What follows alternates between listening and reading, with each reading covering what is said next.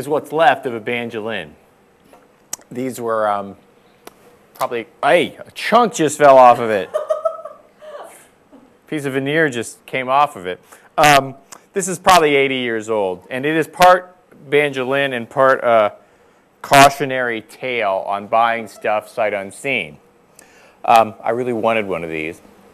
I don't know why, but I'm going to guess is that these were probably used in the 20s a lot, up to a point, and then probably went out of fashion shortly thereafter. That would be my guess. I'm not a banjolin historian. I didn't look at it real closely when I bought it. A banjolin, as you may notice, should have, or any kind of mandolin, should have 8 tuning pegs. This one had 4. The person who sold it did indeed say that it had 4, but they kind of intimated that all you needed was to add some more tuning pegs and that they were standard blah, blah, blah, blah, blah. Well, in point of fact, you couldn't, there's no room to add more of these tuning pegs to this. So what you have is a banjolin ukulele now, unless you're going to take all of these off and replace all 4. And I'm just not going to do that, and the expense is no good. Another thing, when you're buying something like this, any kind of like used, like an older banjo, they have the 6-string guitar banjo things.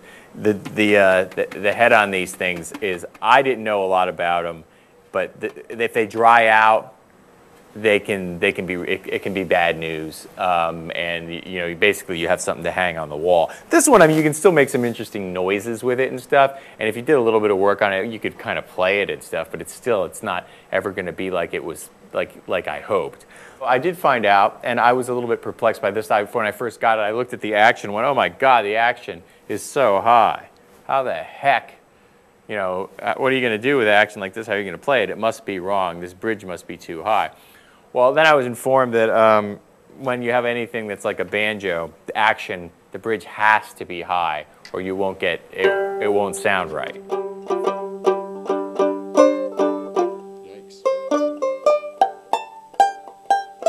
And the neck, it has a warp that goes like this, which is also not good. And I'm afraid to play it too much because I think I need a tetanus shot from the strings, which are like 400 years old. I think, Al Jolson put these strings on this thing. That's where the chunk just fell off of it, right there. It can be put back on fairly simply, and it was glued on in the first place. It's not, it's not like a hunk of wood fell off. It is a glued on veneer. And you can find nice ones of these. I'm just telling anybody who's interested in buying oddball instruments, watch the details on it. When you get them, inspect them.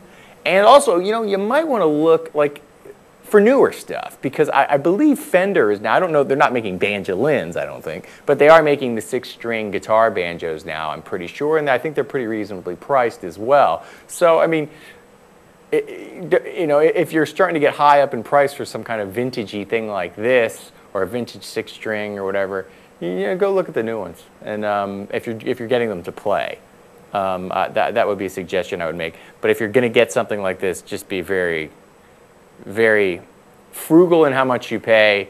And when you get it, inspect it carefully. Do not be like me and put it aside for like a month and a half and then look at it and go, I'm going to go get this fixed now. Oh, crap, I can't. So, the banjolin.